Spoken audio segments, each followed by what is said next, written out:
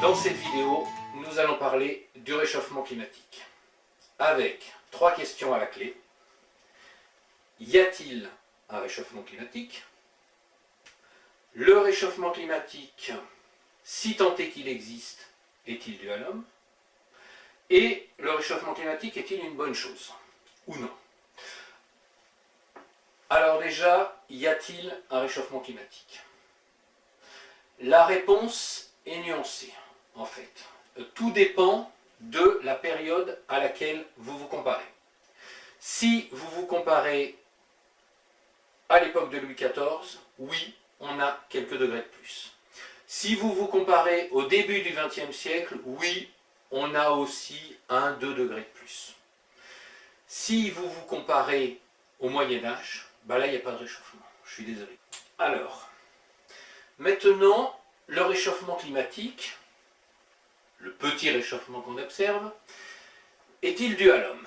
Bah oui, parce que ça, c'est quand même la question centrale. Parce que on essaye de vous culpabiliser en disant « oui, mais c'est pas bien, il y a un réchauffement, et le réchauffement c'est dû à l'homme, c'est dû à vous, qui dégagez du CO2, etc. » Alors, est-ce que le réchauffement est dû à l'homme? La réponse, elle est claire, elle est nette, c'est non. C'est non pourquoi? Parce que le réchauffement dû à l'homme serait dû en fait au gaz à effet de serre. Alors, le gaz à effet de serre qui est incriminé, c'est le CO2. Or, le CO2, il faut savoir que dans le CO2 qui est dans l'atmosphère, il y a une partie qui est naturelle et une partie qui est due à l'homme. Et il faut savoir que la partie de CO2 qui est due à l'homme dans l'atmosphère, eh bien, elle est très faible par rapport à la partie de CO2 qui est naturelle dans l'atmosphère. Donc déjà, vous voyez, ça colle plus très bien, quoi. C'est-à-dire qu'on a bien mis du CO2 dans l'atmosphère, mais, manque de bol, ça n'est qu'une petite partie de tout le CO2. Et puis alors, il y a plus gênant, si je puis dire, pour les réchauffistes, il y a pire que ça, c'est que le CO2 est certes un gaz à effet de serre, mais ce n'est pas le plus puissant, puisque le gaz à effet de serre le plus puissant, c'est l'eau. C'est la vapeur d'eau. Alors, là, les réchauffistes, ils ont un argument qui est tout près, par rapport à la vapeur d'eau, c'est de vous dire, oui, mais la vapeur d'eau, vous comprenez, dans l'atmosphère, son taux ne change pas parce que l'eau participe d'un cycle. C'est-à-dire que, en fait, si vous rajoutez de la vapeur d'eau, ça re-rentre dans les océans, dans les rivières, etc. Donc, globalement, vous n'avez pas plus de vapeur d'eau, mais, par contre, le CO2, vous en avez plus. Alors, nos amis réchauffistes oublient une simple chose, c'est que la vapeur d'eau participe d'un cycle, c'est vrai, mais le CO2 aussi. Le CO2 aussi participe d'un cycle. C'est-à-dire que quand vous réinjectez du CO2 dans l'atmosphère, eh bien ce CO2, il est absorbé par les plantes sont absorbées par les animaux, il est absorbé par l'océan, il est rejeté ensuite par les plantes, il est rejeté aussi par les animaux, eh bien ça veut dire que ce CO2, eh bien, il participe aussi d'un cycle. Ça veut dire que quand vous rajoutez du CO2 dans l'atmosphère, le CO2 ne s'accumule pas. En fait, il rentre dans ce cycle et ensuite, il peut augmenter ou diminuer, ça va dépendre du comportement des différents agents. Mais il n'est pas dit du tout que le CO2 augmente ou s'accumule. Donc un réchauffement climatique dû à l'homme, et en particulier au dégagement de CO2, bah, c'est pas évident du tout. C'est pas évident du tout, d'autant plus que le premier argument donné par nos amis réchauffistes, l'argument de la vapeur d'eau, eh bien, il n'est pas bon parce que tout simplement on ne connaît pas le processus de formation des nuages, on commence à peine à l'étudier, ce sont les travaux de Svensmark, etc. Et donc on ne sait pas en fait vraiment comment varie la quantité de vapeur d'eau dans l'atmosphère. Sachant que l'effet de serre dû au CO2 est négligeable par rapport à l'effet de serre dû à la vapeur d'eau, vous voyez que déjà il y a un problème dans les arguments réchauffistes. Alors, dernier point, troisième point, c'est le réchauffement climatique est-il, si tant est qu'il existe, et serait-il une bonne ou une mauvaise chose pour l'humanité? Alors là, la discipline qui va nous servir pour répondre à ce point précis, ça va être l'histoire. L'histoire, voyez-vous, c'est comme la science. C'est-à-dire que l'histoire, elle est ce qu'elle est, et elle ne va pas se plier aux idéologies ambiantes, aux idées à la mode. Je dirais que c'est même le contraire qui normalement devrait se produire. Laissons de côté les idéologies, mais les idées, les modèles que nous construisons doivent se plier à l'histoire et pas le contraire. Alors, qu'est-ce que l'histoire nous apprend sur le climat? Eh bien, l'histoire nous apprend que les maximums climatiques ont correspondu à des périodes de grand développement, de prospérité de l'humanité. La première grande période, c'est l'âge du bronze, qui va jusqu'à 1200 avant Jésus-Christ. C'est les premières grandes civilisations, l'Égypte évidemment, nous connaissons tous, mais c'est aussi la brillante civilisation des Hittites, civilisations qui vont s'effondrer, toutes ces civilisations de l'âge du bronze, dans des conditions un petit peu mal connues, vers 1200 avant Jésus-Christ, environ. À une époque où le climat se refroidit. Deuxième période de réchauffement, c'est la période de l'Empire romain. C'est de la fondation de Rome jusqu'à la décadence. La période de l'Empire romain, eh bien, c'est une période de réchauffement climatique. C'est le réchauffement climatique qui a permis d'augmenter les ressources disponibles pour l'Empire, et cette augmentation des ressources, eh bien, ça a permis de construire de nouvelles choses, ça a permis d'avoir de l'argent pour construire des routes, des monuments, des bâtiments, ça a permis de construire de la culture, de la matière, ça a permis de rayonner, ça a été une période de rayonnement à Rome, mais aussi, quand on regarde d'un peu plus près, en Chine, en Inde et en Perse, les grands empires de l'époque. Autre période de réchauffement, la dernière dont je vais parler, là maintenant, c'est la période des Vikings. Pour faire simple, c'est le Xe siècle. Alors, le Xe siècle, c'est une période dite d'optimum médiéval, où là, effectivement, il va faire chaud, beaucoup plus chaud qu'aujourd'hui, et c'est la période où, effectivement, les Vikings vont atteindre le Groenland, et du Groenland, l'actuel Canada, Terre-Neuve. À un moment, ce n'était qu'une hypothèse, maintenant c'est prouvé. On a trouvé les restes archéologiques des voyages des Vikings là-bas, et la période était beaucoup plus chaude qu'aujourd'hui. Alors, pour vous en convaincre, je vous demande de laisser tomber les courbes de ceci, de cela, que vous pouvez trouver sur Internet, et de vous plonger dans une lecture passionnante, qui est celle des sagas des Vikings. Et dans les sagas des Vikings, eh bien, vous verrez que à l'époque, eh bien, on pouvait faire pousser au Groenland des plantes qui aujourd'hui ne poussent qu'en Europe.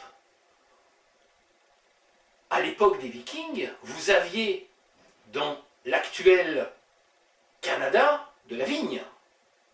Les Vikings qui ont atteint le Nouveau Monde, eh bien, le premier, il s'était saoulé en mangeant du raisin qui avait déjà fermenté sur la vigne. Aujourd'hui, il n'y a plus de vigne, ces endroits-là. Donc vous voyez, l'optimum médiéval, c'est une période qui était beaucoup plus chaude qu'aujourd'hui. Au contraire, les périodes de refroidissement, eh bien, vous voyez que l'effondrement de la civilisation de l'âge du bronze, eh bien, c'est une période de refroidissement. Alors, est-ce que le refroidissement est la cause de l'effondrement de l'âge du bronze? Nous ne le savons pas.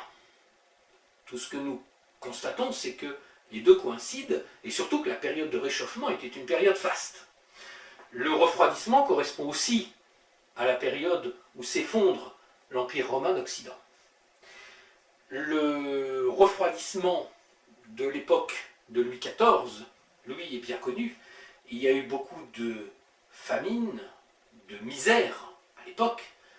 Les écrivains en parlent de la misère de l'époque de Louis XIV. Et il y a eu aussi un petit refroidissement avant 1789, c'est dû là à un volcan islandais qui a explosé, et on sait que ça a provoqué aussi de la disette, et c'est une des causes de la Révolution française, donc de période de troubles. Donc le réchauffement climatique, ce n'est pas du tout une mauvaise chose.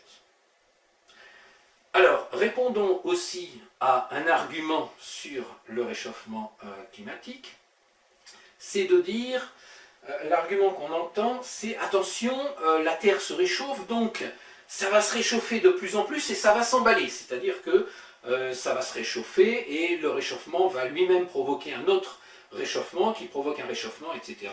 C'est un cercle vicieux et la Terre va s'embraser et finir dans des catastrophes infernales de flammes et vous allez mourir brûlés par les flammes de l'enfer. Eh bien, non. Non, puisque la Terre a déjà été plus chaude qu'aujourd'hui et elle a quand même arrêté de se réchauffer. Donc, le fait que la Terre soit réchauffée aujourd'hui, un tout petit peu, ça n'impose pas qu'elle continue à se réchauffer, parce que l'histoire démontre le contraire. Alors, à quoi sert le réchauffement climatique? Eh bien, il sert simplement les politiques. Il ne sert que les politiques.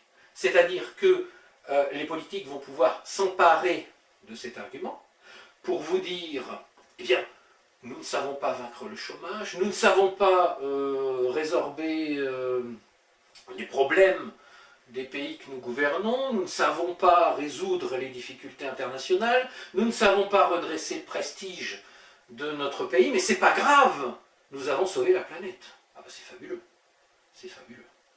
Je ne sais pas mettre de l'ordre chez moi, mais j'ai sauvé mon pays, c'est extraordinaire. Donc là, ils ne savent pas sauver le pays, mais ils sauvent la planète. Donc vous voyez bien l'utilité de cette fantasmagorie qu'est le soi-disant réchauffement climatique d'origine humaine. J'ai gardé pour la fin les deux plus beaux arguments. Les deux plus beaux arguments contre le soi-disant réchauffement climatique d'origine humaine. Alors, on a un argument qui est scientifique, et vous en avez un qui est un argument d'observation. L'argument scientifique, il est extrait des travaux de François Gervais dans son ouvrage « L'innocence du carbone », où il est expliqué que, en fait, nous sommes à saturation de l'effet de serre dû au CO2. Ça veut dire quoi? Ça veut dire que vous pouvez augmenter le taux de CO2 dans l'atmosphère, vous n'aurez pas davantage d'effet de serre que ce que vous avez déjà. Vous pouvez augmenter la quantité de CO2, vous n'augmentez pas l'effet de serre. L'effet de serre est déjà à saturation.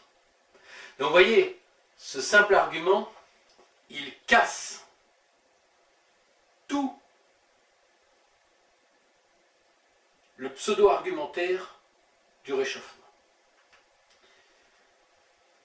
L'effet de serre est déjà à saturation. Donc vous voyez, ce simple argument, il casse tout le pseudo-argumentaire du réchauffement. Et enfin, pour finir, voyez, l'argument final, le coût d'estocade porté au réchauffement, je dirais, il est du même acabit que l'argument que je donnerai contre les voyants. Vous savez, les voyants, on avait Madame Soleil qui prétendait voir l'avenir. Et un jour, le fisc a débarqué chez Madame Soleil, s'est enquis du fait qu'elle n'avait pas payé ses impôts, lui a recommandé un redressement fiscal, et ça, manque de bol, Madame Soleil ne l'avait pas vu venir. Et bien là, c'est un petit peu pareil. Vous avez un monsieur qui est un peu le père, non du réchauffement, mais de la propagande autour du réchauffement. Il s'appelle Al Gore, ce monsieur. Alors Al Gore, il a fait un film très bien fait sur le soi-disant réchauffement de la planète, qui explique, attention, ça va être terrible, la planète va se réchauffer, on va être inondé. Et dans son film, M. Al Gore dit notamment que les océans vont monter de plusieurs dizaines de mètres. Et ça va être terrible parce que les océans montant de plusieurs dizaines de mètres, vous allez être submergé, vous allez être noyé. Il a gagné beaucoup d'argent, Al Gore, avec ce film. Même s'il a perdu beaucoup de procès, d'ailleurs. Et qu'est-ce qu'il a fait avec cet argent? Eh bien, il a acheté une maison en bord de mer. Une maison avec le bas du jardin, donc à 1 mètre ou 2 mètres sous la maison, qui donne directement sur la mer. Alors, monsieur Al Gore, s'il croyait vraiment ce qu'il racontait, les océans qui vont monter, etc., est-ce qu'il aurait acheté une maison juste au bord de la mer? Vous voyez, les réchauffistes sont quand même des gens